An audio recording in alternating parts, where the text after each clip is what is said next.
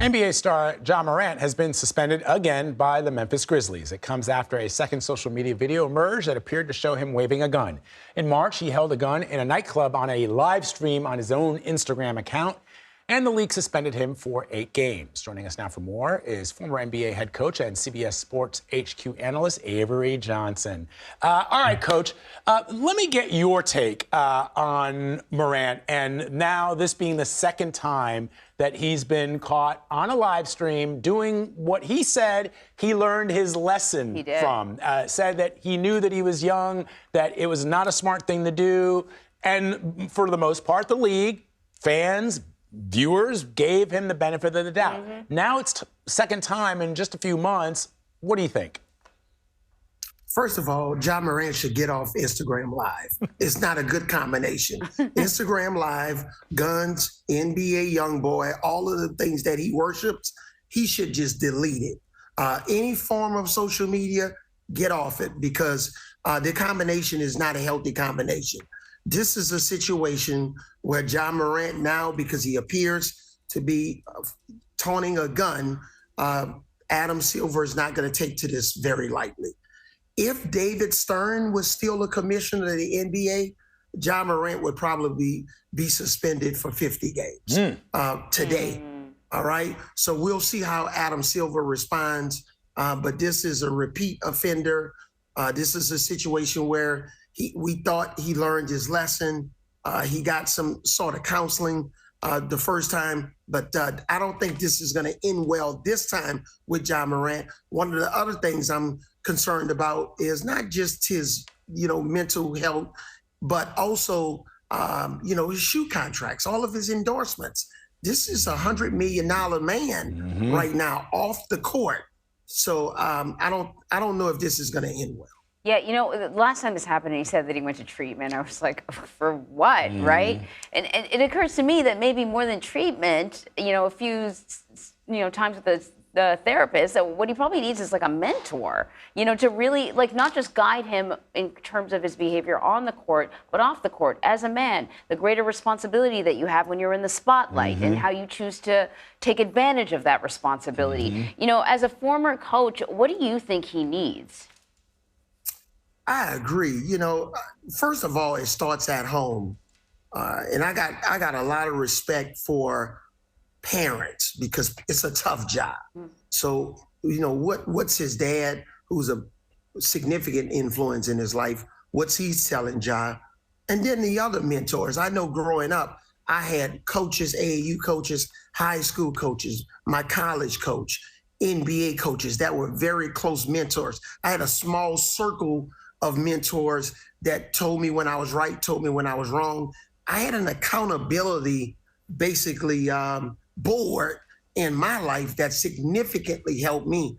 And I would recommend the Ja, who's a phenomenal talent on the court. He needs some sort of accountability board, 3, 4, 5 men outside of his family that can hold him accountable to keep him on the straight and narrow. Yeah, Coach, I had the opportunity to watch that film Air about the birth of the Michael Jordan's Air Jordan sneaker. And there's a line in there that made me laugh in the wake of this when they're all talking about guys that you would have played with because you're from that era, right?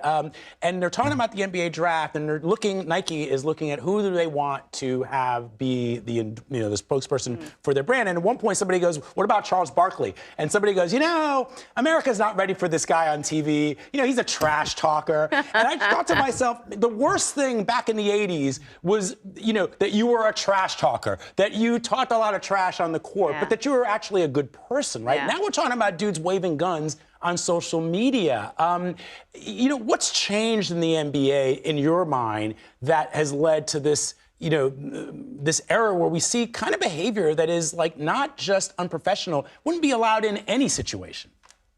Well, again, you remember your previous segment, you talked about the unfortunate situation that happened in Buffalo, right? And now we have Ja Morant waving a gun on Instagram Live. And it's the mobile devices, it's TV, it's likes on TV, it's repost, it's all of the different forms of social media. That's what's changed. And players want more attention in the wrong way. But again, you're right. When you look at Charles Barkley, it talked about whether he was going to be good or bad for Nike. And obviously, Michael Jordan went on to have a legendary career. We were just talking about other challenges with players back then than we're talking about today. And unfortunately, with this gun situation, it's not healthy and it's not good business for the NBA. Yeah. When you were talking, I was thinking exactly what you said about the previous segment, and I thought, it's America. There's more guns, America, in all aspects of life, and so no surprise that we're seeing it with these, young guys playing ball. But speaking of playing ball, we do have to talk about the action on the court. We're set up now. We know the sort of final four teams, if you will. 76ers did not make it. It was a rough game. Knicks didn't make it. It was either. rough. Well, I didn't watch the Knicks. I know you didn't watch the Knicks, but it was rough. But that being said, as you're looking forward to the conference finals, what are your predictions? What do you think are going to be sort of the best matchups? Well, the Lakers are right on schedule. The Lakers, I picked them to beat the Warriors 4-2. That was exactly what happened. The Lakers are the best defensive team left in this quote unquote, as you said, Final Four. Fortunately, I was at the Final Four with our colleague Jim Nance back in April in Houston. But this version of the Final Four, the Lakers, to me, are the best team. I'm predicting that they're going to beat Denver in 6 games. And then in the Eastern Conference, Miami's had an incredible year. Eric Spoelstra has done arguably the best coaching job in the last 10 years, getting this Miami Heat team, who are missing 2 rotation players, specifically Tyler Hero, from their rotation to the Eastern Conference Finals, and going up against another team with a rookie head coach with the Boston Celtics, who Jason Tatum just put on a sensational show yesterday against the Philadelphia 76ers. So I have Boston advancing to play against the Los Angeles Lakers, just like the buried Magic days of the past,